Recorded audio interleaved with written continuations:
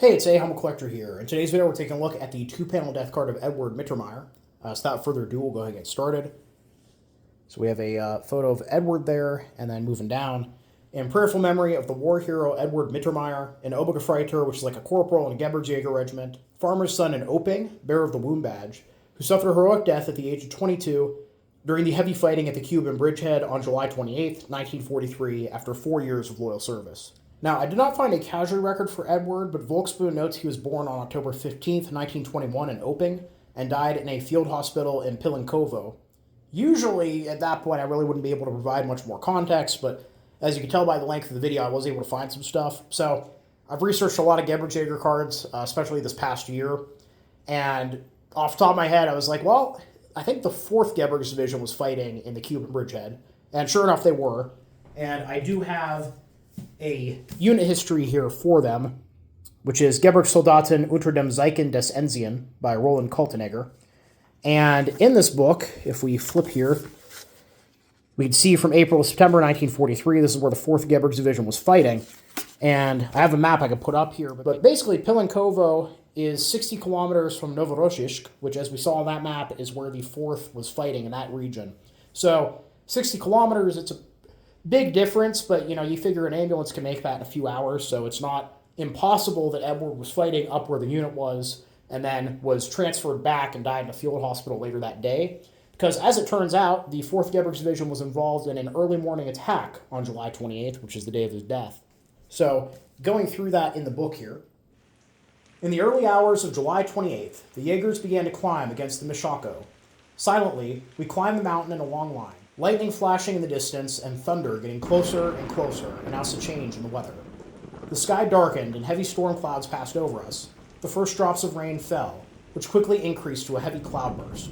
The masses of water came down the mountain in torrents. The ground became slippery like soap, and orderly advance was no longer an option. So everyone looked for a small shelter to at least protect themselves a little from the wet. I was with my comrade Hans Riegler, a Styrian, and passed through the shelter of a radio troop. Time was running out here, but it was impossible to climb any further on the wet ground and the steep terrain. Thunder and lightning drowned out the calls of communication between the company command and the platoons.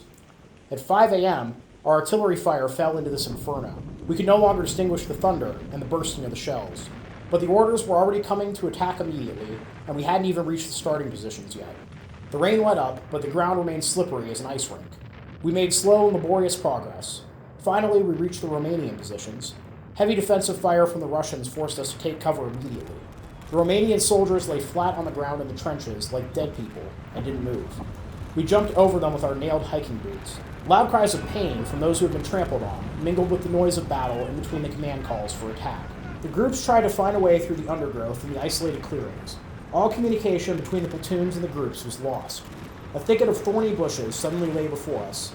There was no sign of the Russian positions. With my comrade Riegler at the front, we ran into this obstacle. We quickly overcame it. The mountain peak lay before us.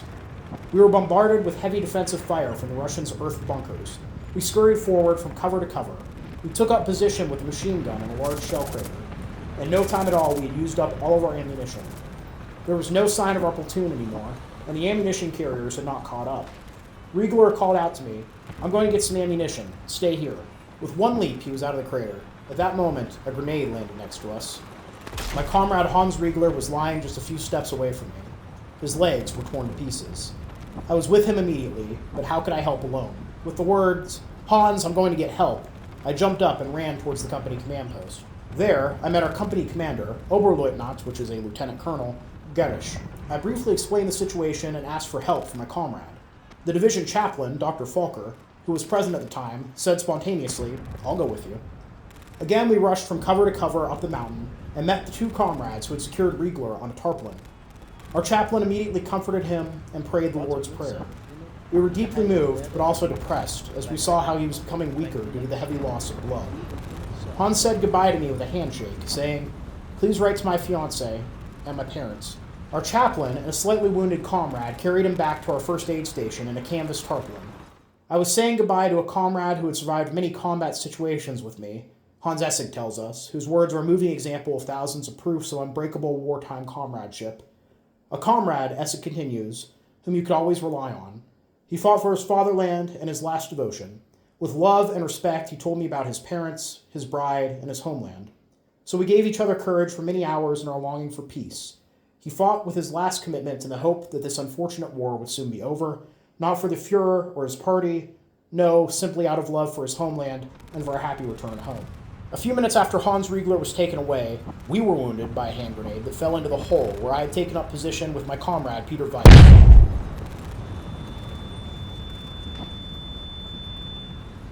When we got to the first aid station, Hans Riegler had died. His necklace with the inscription Kara Vida, which is return again, hung from his open field jacket. At the foot of Mount Mashako, he found his final resting place, along with many comrades who remained in the field that day. The 2nd Company of Gebirgsjager Regiment 94 had 170 men. On the evening after the attack, the company dispatcher Hermann Gerstner counted 35. The Gebirgsjagers could no longer take the Mashako.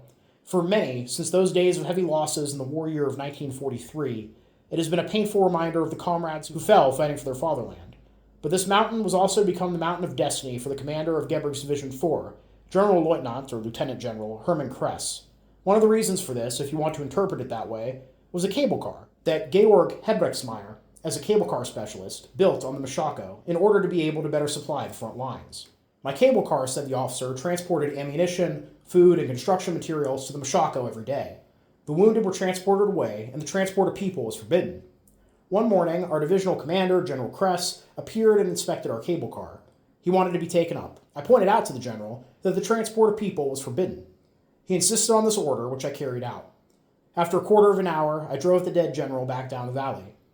Despite the warning from the Romanian position commander that Russian snipers were lurking, he had looked over the cover in the position with binoculars, and at the same moment was shot in the head. So a really interesting account there, and it shows how brutal the fighting was in the Caucasus. And given the amount of casualties that we see there that the division took that day, it seems certainly possible that Edward was amongst them, though again, I can't confirm that without his casualty record. And there's a lot of really interesting stuff in this that we could talk about. Romanian troops being mentioned is kind of cool. We don't really hear a lot about Romania in the Second World War here in the U.S. at least. So always interesting when they come up. I thought the inclusion of the divisional chaplain there is interesting because, a lot of people don't realize the German army had chaplains during the Second World War. They did. They only served in the Heer, or the regular army, and the Kriegsmarine. The Luftwaffe technically didn't have any official chaplains, neither did the SS. However, it wasn't uncommon for priests that were serving as medics or in other roles to be given permission by their commanders to offer mass or service or whatever, or provide spiritual guidance to the men in an unofficial capacity. That seemed to happen sometimes in the Luftwaffe. One book that I have on the subject says that the author heard from one or two sources that there was actually an unofficial chaplain in an SS unit that he was aware of, but he didn't believe that story and didn't include it in his book, even though he referenced it like 2 or 3 times, which is very frustrating because I'd like to actually know what was going on there. Hey, it's Editor Humble here. There were just 2 more points I wanted to make that I wanted to insert here before we get back to the main part of the video. One is the necklace that is mentioned that Riegler is wearing. It seemed like a very specific detail to have in the story. It's obviously something that impacted the author a lot. So I did some digging. I'm going to put up what I found on screen here. It seems like these Kara Vida or Ich Kara Vida charms were fairly common, I guess, in the 40s and 50s. Obviously, given the context of Riegler being engaged and talking about his parents a lot, it's possible that either his fiancée or his parents had given him this prior to him departing for the war. And obviously, it's something that, he considered very precious to him that he wore all the time. And obviously, the author, being a close comrade of his, would know the story of like, yes, this was given to me by my fiancée, or whatever the story happened to be. So I thought that was rather interesting there. Now, the other point I wanted to make is in reference to Hans Essig's diatribe. Now, I had actually debated whether or not I wanted to include this because, for a few reasons. One, it breaks up the narrative of the combat that was going on that day. 2, it's very obviously not something that happened that day. I took this to read that when they were putting this book together, which, for context, this book was published in 1983, so obviously sometime in the late 70s or maybe early 80s as the book is being written, they're reaching out to veterans of the division to get their input, and, Hans has a lot to say about his old comrades, but, what he's saying there about, not dying for the Fuhrer, dying for Germany, his home, not the party, This is something that you see repeated throughout pretty much every German memoir that I've ever read from the Second World War. Somebody had made the joke at one point that, or if the memoirs are to be believed, there were no Nazis in the German army. And obviously, it's certainly possible that Hans and Riegler weren't Nazis. There were plenty of people in Germany that didn't vote for the party. But the reason that I wanted to kind of talk about it further here is because everything that we're getting from the German memoirs, and from memoirs in general, is somebody's subjective experience. But it's their subjective experience that is translated across several decades. So because of that, Hans has had 30 plus years, almost 40 years, to think about Riegler's death and what his friendship with him meant. And, he's living in a post-World War II world where the Nazis lost, the horrible things that they did were very public knowledge, especially in Germany. And, he's had to live with the fact that, Riegler died not fighting for a good cause. And so he's tried to recontextualize it, at least that's my read, of no, he didn't die for that cause. He became disenfranchised with the war. He joined up for whatever reason. And again, very well could be the case. I'm just saying that in the context of German memoirs, we never hear about people joining because they were ardent Nazis, except for cases like the SS, or generally in these memoirs, if you have officers that show up that aren't very well liked, they're usually portrayed as being like ardent party members, which I also find kind of interesting.